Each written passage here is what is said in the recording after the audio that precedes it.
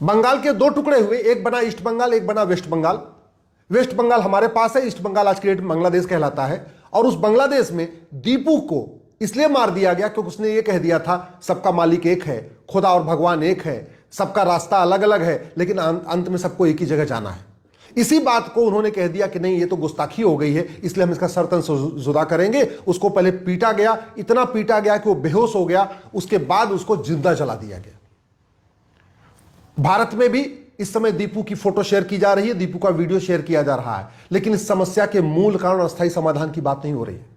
बांग्लादेश में भी सेना है, बांग्लादेश में भी संसद है, बांग्लादेश में भी संविधान है, बांग्लादेश में भी मठ मंदिर है, बांग्लादेश में भी पंडा पुजारी है, बांग्लादेश में भी लेखक हैं, बुद्धिजीवी हैं, पत्रकार हैं, कलमकार हैं। इसके बावजूद दीपू की हत्या हुई।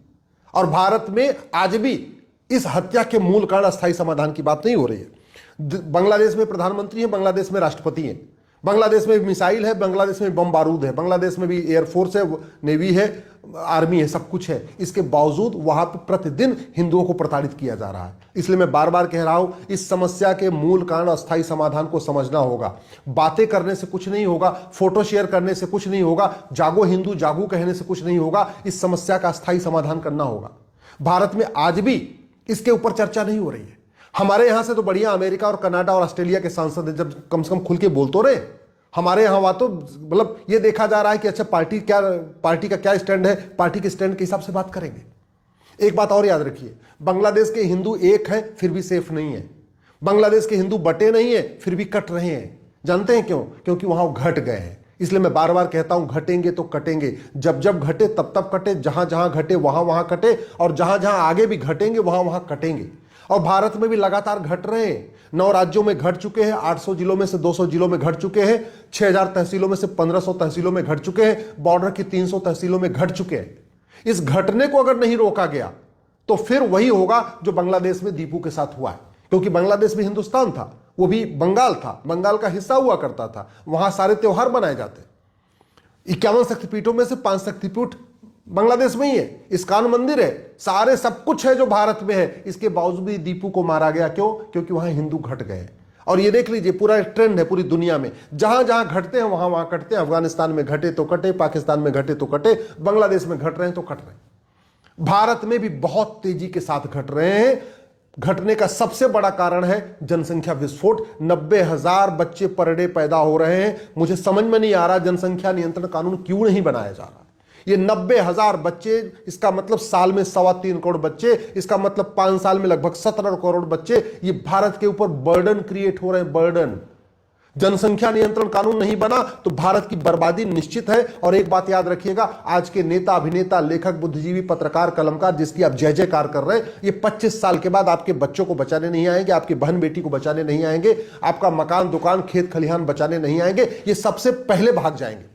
और बहुत सारे नेता, अभिनेता, लेखक, बुद्धिजीवी, पत्रकार, कलमकार तो ऑलरेडी ऑस्ट्रेलिया में अपना मकान ले चुके हैं, किसी ने कनाडा में अपना मकान ले लिया है, सबने बाहर अपना जुगाड़ कर रखा है। वो तो जैसे ही यहां अराजकता फैलेगी वो यहां से भाग जाएंगे।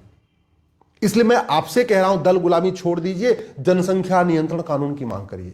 घटने का दूसरा सबसे बड़ा कारण है भारत में लव जिहाद। 1000 बेटियां पर डे लव जिहाद का शिकार हो रही है। इसको रोका जा सकता है, तत्काल रोका जा सकता है। मैं कहता हूं 90% लव जिहाद साल भर में रोका जा सकता है, लेकिन नियम कानून को बदलना पड़ेगा। घटने का तीसरा सबसे बड़ा कारण यह है, भारत में लैंड जिहाद हो रहा है। 100 लाख एकड़ जमीन पे कब्जा हो रखा है। दुर्भाग्यवश उसको वापस लेने की कोई चर्चा नहीं हो रही है। और आज भी जमीन पे कब्जा होता जा रहा है, क्योंकि हमारे देश में जमीन पे कब्जा करना ये कोई क्रिमिनल ऑफेंस नहीं है। आप 100 रुपए चुरा लीजिए, 500 रुपए चुरा लीजिए तो अपराध बनता है, एफआईआर दर्ज होता है। लेकिन आप 100 एकड़ जमीन पे कब्जा कर लीजिए, कोई एफआईआर नहीं होगा। कहेंगे तो सिविल का मैटर है, तो जाओ मुकदमा लड़ते रहो। और नतीजा ये है, पहाड़ों पे कब्जा हो रहा है, नदियों पे कब्जा हो रहा है, खेत पे कब्जा हो रहा है, खलिहान पे कब्जा हो रहा है, ऊसर जमीन पे कब्जा हो रहा है, बंजर जमीन पे कब्जा हो रहा है, अलग अलग तरीके से कब्जा हो रहा है। कहीं मजार बना के कब्जा हो रहा है, कहीं दरगाह बना के कब्जा हो रहा है, कहीं पक्का कब्रिस्तान बना के कब्जा हो रहा है। फिर भी हम जमीन विवाद को जघन्य अपराध घोषित नहीं कर रहे। जमीन पे अतिक्रमण को, जमीन पे कब्जे को हम इसको सीरियस क्राइम डिक्लेयर नहीं कर रहे। घटने का एक बहुत बड़ा कारण है ड्रग जिहाद। 1 लाख करोड़ का ड्रग कारोबार हो रहा है। 10 करोड़ भारतीय इस समय नशेड़ी हो चुके हैं। इस नशे के कारण नपुंसकता बढ़ रही है, नशे के कारण बाजुपन बढ़ रहा है, नशे के कारण आत्महत्या घटनाएं बढ़ रही हैं, नशे के कारण बच्चे अनाथ हो रहे हैं। फिर भी ड्रग जिहाद के खिलाफ कठोर कानून नहीं बन रहा है। तीसरा जो एक और जो सबसे बड़ा कारण है वो धर्मांतरण जिहाद। 1500 परिवार पर डे कन्वर्ट हो रहे हैं। 1500 परिवार का मतलब 10,000 हिंदू पर डे कन्वर्ट हो रहे हैं। 10,000 हिंदू का मतलब साल में 40 लाख हिंदू कन्वर्ट हो रहे हैं। और ये कन्वर्टेड हिंदू ही बाद में हिंदुओं के दुश्मन हो जाते हैं। जिन्होंने दीपू को मारा है वो कोई मुस्लिम नहीं है। 15वीं शताब्दी में भारत, पाकिस्तान, बांग्लादेश में सब हिंदू हुआ करते थे।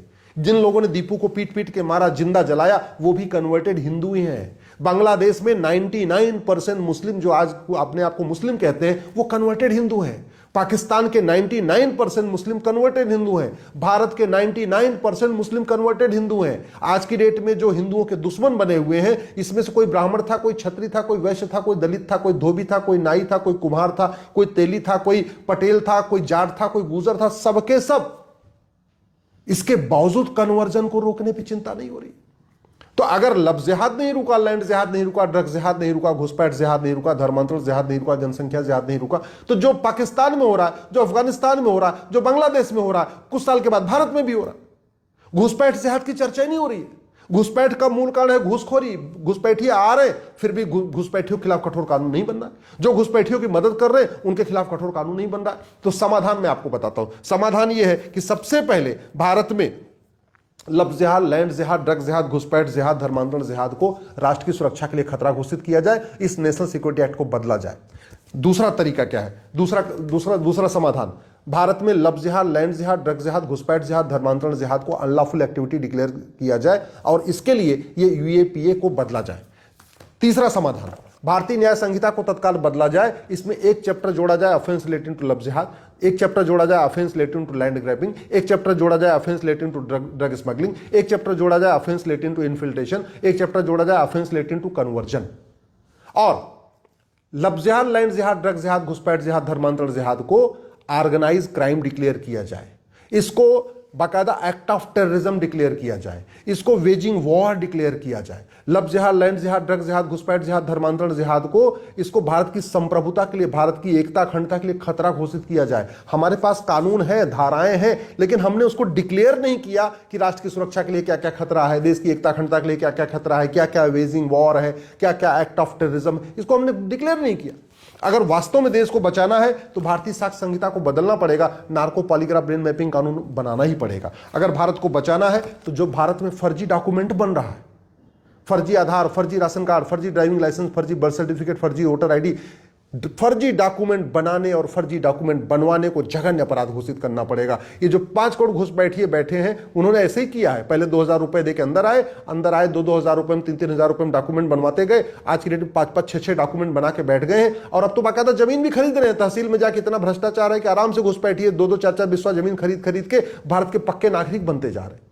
तो जब तक भ्रष्टाचार खत्म नहीं होगा, जब तक घूसखोरी खत्म नहीं होगी, घुसपैठ खत्म नहीं होगी, और ये तू मैं करने से, आरोप प्रत्यारोप करने से, नूरा कुश्ती करने से, बतौलेबाजी करने से, कथा करने से, पंडाल लगाने से, इससे ये घुसपैठिए नहीं भागेंगे। हाँ, मैं गारंटी के साथ कहता हूं, जिस कानून की बात मैं कर रहा हूं, अगर इसको बना दिया जाए 90% घुसपैठिए भाग जाएंगे।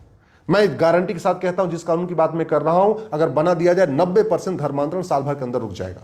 मैं गारंटी के साथ कहता हूं, जिस कानून की बात मैं कर रहा हूं, अगर बना दिया जाए 90% लफ्ज जिहाद, 90% लैंड जिहाद, 90% ड्रग कारोबार, 90% घुसपैठ, 90% धर्मांतरण और 90% जनसंख्या विस्फोट साल भर में रुक जाएगा। यह कानून की ताकत होती है। जो भगवान से नहीं डरते वो कानून से डरते हैं, जो ऊपर वाले से नहीं डरते वो भी कोर्ट के सजा से डरते हैं। तो हमें वो खौफ पैदा करना पड़ेगा।